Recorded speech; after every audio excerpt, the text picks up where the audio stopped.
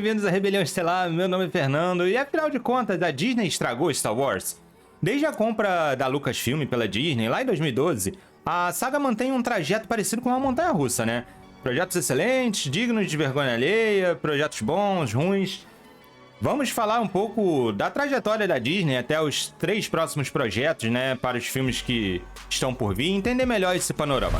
E antes de começarmos, já vou te pedir para você deixar o seu like e se inscrever aqui no canal, que isso vai me ajudar demais. Meu muito obrigado e vamos lá! Como eu disse, em 2012, a Lucasfilm foi adquirida pela Disney pelo valor de 4 bilhões de dólares. Na época, o George Lucas já estava em estágios ali iniciais de produzir a trilogia sequel e entregou os planos para a Disney, né? Com isso, a Kathleen Kennedy, que é uma das maiores produtoras de Hollywood aí, com um currículo extenso demais, com filmes como E.T., Gremlins, a trilogia original de Indiana Jones, a trilogia de Volta para o Futuro, Jurassic Park e tantos outros filmes aí que nós amamos, assumiu a presidência da Lucasfilm. Logo que a compra foi concluída e a Lucasfilm começou a se organizar, um dos principais passos foi iniciar o processo para a produção da trilogia sequel, que veio a ser lançada lá em 2015. Para isso, a Kathleen Kennedy contratou o Lawrence Kasdan, que foi co-roteirista do Império Contra-Ataca, e o J.J. Abrams, que era o nome que estava bombando na época, né, por ser um diretor nerd e super entendido aí dos produtos da cultura pop, né? E estava fazendo um certo sucesso também com os filmes da Jornada nas Estrelas, né? Numa espécie de reboot que a franquia sofreu lá, mas enfim. O lance é que o J.J. Abrams já tinha uma certa fama de iniciar projetos bem, mas não saber desenvolvê-los, principalmente os finais desses projetos, né? Como em Lost, que os fãs preferem nem comentar nada até hoje. Mas sobre o encerramento a gente fala daqui a pouco. Vamos focar aqui no início das coisas, né? Com o episódio 7 anunciado e tal, a Lucasfilm também deu início a um projeto de lançar um filme de Star Wars por ano, intercalando entre um filme da saga principal e um filme antológico, né, contando uma história avulsa. Inicialmente seria o episódio 7, Rogue One, né, uma história Star Wars, o episódio 8, Han Solo, uma história Star Wars, e o episódio 9. E um último filme que não teve seu título anunciado na época, mas os rumores apontavam para um filme ou do Yoda jovem ou um filme do Boba Fett. E guarda essa informação aqui para lá na frente a gente discutir ela. Enquanto isso, a animação Clone Wars estava a todo vapor nas telinhas lá do Cartoon Network, chefiado pelo Dave Filoni, e acabou sendo cancelado em 2013, né, em sua 5ª temporada, porque o canal Cartoon Network era da concorrência e não fazia sentido manter um produto seu no concorrente. E para isso, né, para substituir Clone Wars, a Lucasfilm trouxe o Filoni de volta para sua nova animação, Rebels, que estreou em 2014 no canal Disney XD. A animação, que estreou um pouco morna, mas ao longo dos anos conquistou os fãs e hoje é vista como um dos melhores projetos da saga. E aí vamos lá, vamos avançar na nossa história aqui, né? A Lucasfilm, durante todo o ano de 2015, trabalhou no marketing extremamente agressivo para promover o episódio 7, O Despertar da Força. Desde brinde de McDonald's até uma live internacional, ao vivo, com youtubers entrando em todos os cantos do mundo para promover a linha de brinquedos e colecionáveis do filme. Eu, inclusive, participei dessa ação que aconteceu lá no Hotel Copacabana Palace às 7 horas da manhã e vocês vão ver a foto aí do print da live. Acabou que o filme foi lançado e arrecadou muito dinheiro, né? Hoje o episódio 7 é o 5º filme mais assistido da história e faz parte do seleto grupo de 6 filmes que passaram a marca de 2 bilhões de dólares. É um marco histórico para a franquia. Só que não demorou muito para os fãs, né, que estavam extasiados ali com aquele lançamento, entenderem alguns probleminhas com o filme. Olha, eu curto o episódio 7, acho que ele diverte até certo ponto, tem ótimas cenas de ação, bons efeitos especiais, mas não dá pra dizer que ele tem a sua estrutura, né, praticamente igual ao episódio 4, né, muito parecido. São muitas as semelhanças.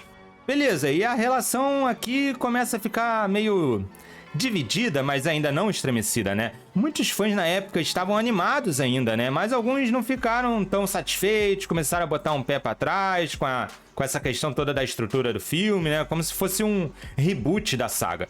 E pra piorar, algumas pessoas que eu vou me recusar a chamar de fãs, né, atacaram de forma racista o ator John Boyega, que faz o Finn no filme.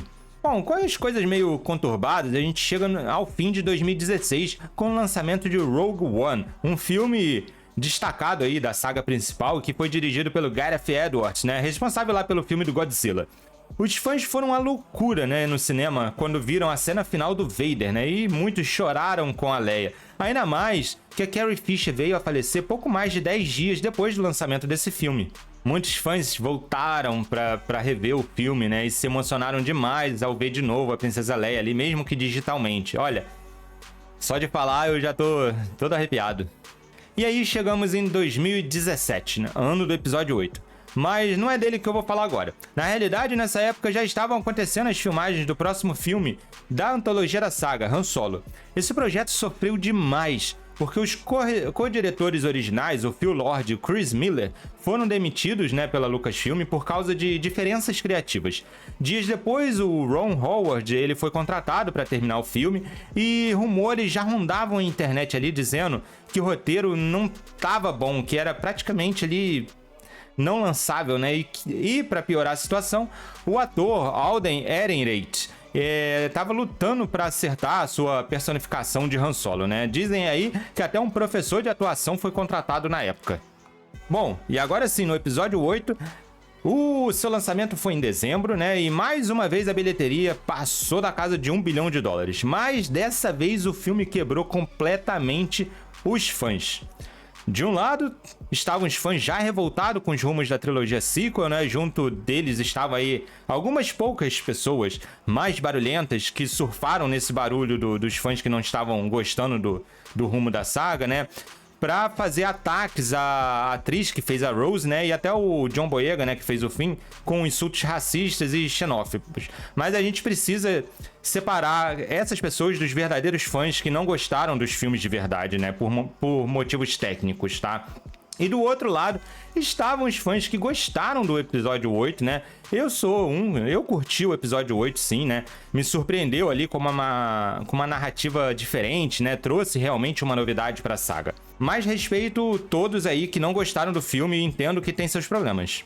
E nessa guerra dos fãs na internet, ainda tinha o fato do filme do Han Solo estar cheio de problemas, né? Pra piorar a situação, o filme do Han Solo foi lançado com menos de 6 meses de diferença do episódio 8, né? Quero dizer, o episódio 8 foi lançado em dezembro de um ano e o Han Solo foi lançado em maio do ano seguinte, né? Obviamente aconteceu uma saturação em meio a já toda aquela frustração que rondava o fandom. Olha, eu sinceramente nunca entendi por que Han Solo não manteve a janela de um ano de lançamento de um filme para o outro, né? Isso teria ajudado um pouco mais o filme. Enfim, Han Solo saiu nos cinemas e a recepção, adivinha? Foi um desastre. O filme não chegou aos 400 milhões de bilheteria, um fracasso total em todos os sentidos. Os fãs nesse momento já estavam cansados e reclamavam já das qualidades dos filmes. Diante desse cenário, a Lucasfilm meio que deu pra trás, né, em seus planejamentos ali e anunciou que pros cinemas teríamos apenas o episódio 9, né, fechando a trilogia sequel, e não teríamos outros filmes, né? E aí nunca mais ouvimos falar daquele terceiro filme da antologia. E aí você se lembra dos rumores e da informação que eu pedi pra você guardar, né, de que o filme poderia ser sobre o jovem Yoda ou sobre o Boba Fett? Então, eis que a Lucasfilm anuncia seu serviço de streaming, o Disney Plus, e a série que iria ser lançada no mesmo dia ali do lançamento do serviço, né, 12 de novembro de 2019, seria uma série chamada The Mandalorian, contando a história de um Mandaloriano e uma criança da mesma raça do Yoda. A série foi um enorme sucesso já de início, né? E preparou ali na primeira temporada o terreno para o último filme da trilogia sequel, né? Que foi lançado também em 2019, né? Só que em dezembro daquele ano. Só que o episódio 9 foi um desastre completo. Primeiro que o diretor original, o Colin Trevorrow, ele saiu do projeto para focar, né, na sua franquia ali do Jurassic World, né? Na verdade, ele foi mandado embora. O roteiro original do episódio 9 teria uma ligação muito maior com o episódio 8, né? Mas devido à quebra do fandom, o fiasco de Han Solo, a Lucasfilm decidiu trazer de volta o J.J. Abrams para finalizar as coisas. Mas ao invés de trazer o Kasdan, né, que tinha escrito ali o episódio 7 e dar uma consistência maior, acabaram trazendo o Chris Terrio, que, olha, eu não gosto dos roteiros dele, infelizmente. Ele é responsável, por exemplo, pelos roteiros como Batman vs Superman, Vocês devem se lembrar, né, daquela desculpa, Marta, da onde você falou esse nome? Então, é o Chris Terrio que escreveu isso. E foi ele que trouxe também a ideia do Palpatine retornar. E por isso que a gente teve aquele desastre nas telonas. O episódio 9, pra mim, é o pior filme da saga, mas assim, de longe. Enfim, chegamos em 2020 e tivemos a pandemia, né, infelizmente. Os cinemas fecharam e Star Wars acabou migrando, né, pra TV por esse período. Nesse ano tivemos a última temporada de Clone Wars, que deu desfecho à animação, né, que era merecido esse final, né? E a gente teve a aclamadíssima segunda temporada de The Mandalorian com aquele final que, nossa, é surpreendente. Nem vou falar aqui, mas vocês sabem que final é esse que eu tô falando. Bom, e em 2021 os fãs ainda estavam chateados, mas estavam tendo bons produtos lançados na TV, né? A gente teve The Mandalorian, teve Clone Wars, e aqui em 2021 a gente teve a estreia da ótima animação The Bad Batch, que é uma espécie de continuação espiritual aí de Clone Wars, e o lançamento da minissérie O Livro de Boba Fett, que novamente coloca ali os fãs um pouco divididos, né?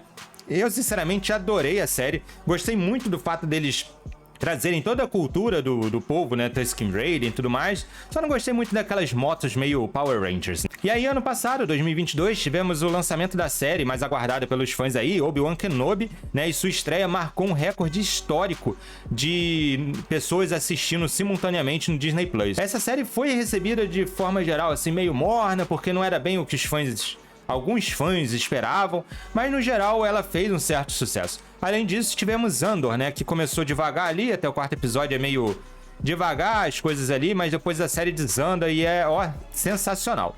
E agora chegamos em 2023, que já tivemos a terceira temporada de The Mandalorian, estamos nas portas aí de conhecer a série da Ahsoka e ainda teremos Skeleton Crew. Mas, como eu sempre digo aí pra amigos, e até aqui nos comentários eu já falei, Star Wars é no cinema, sua mídia principal deve ser sempre as telonas. E por isso a Lucasfilm anunciou em abril agora de 2023, na Celebration, 3 novos filmes que contarão histórias além da saga Star Wars, né? Porque, convenhamos, chega de saga Star Wars porque não tem mais o que contar dela. A verdade é que a Lucasfilm cometeu muitos erros, né? Mas também cometeu muitos acertos ao longo desses 11 anos sobre a gestão Disney, né? Eu, Fernando, não coloco a culpa numa única pessoa, ou coloco a culpa numa ideologia, ou qualquer coisa do tipo. Pra mim, o problema que a Lucasfilm sofreu é o mesmo que outras empresas como a Marvel sofrem, tá? Querer lançar um monte de produtos intercalados sem parar, não dando tempo pro público respirar, digerir ou criar expectativas. Acaba saturando, sabe? E de novo, na minha opinião, as coisas vão ficar meio esquisitas de novo nos cinemas, porque, mais uma vez, os próximos filmes estão muito próximos uns dos outros, né? Com as datas ali agendadas, né? Até a gravação desse vídeo, né? E se nada mudar até lá, os filmes estão marcados para o dia 22 de maio de 2026, 18 de dezembro de 2026, ou seja, 2 filmes para o mesmo ano, e 17 de dezembro de 2027, né? Mais filmes com diferença de 6 meses entre um e outro, ao invés deles alongar esse calendário, deixarem um filme por ano, que pra mim seria o ideal. Um filme e, sei lá, 2 séries por ano. Funcionaria muito bem. Mas eu quero saber de você aí, depois de toda essa recapitulação dos 11 anos de Disney e Lucasfilm, qual a sua opinião sobre o responsável ou responsáveis sobre os problemas da Lucasfilm? E me diz também se você já tá empolgado com esse novo planejamento, né? Você curtiu aí os novos filmes, essas datas tão próximas uma das outras?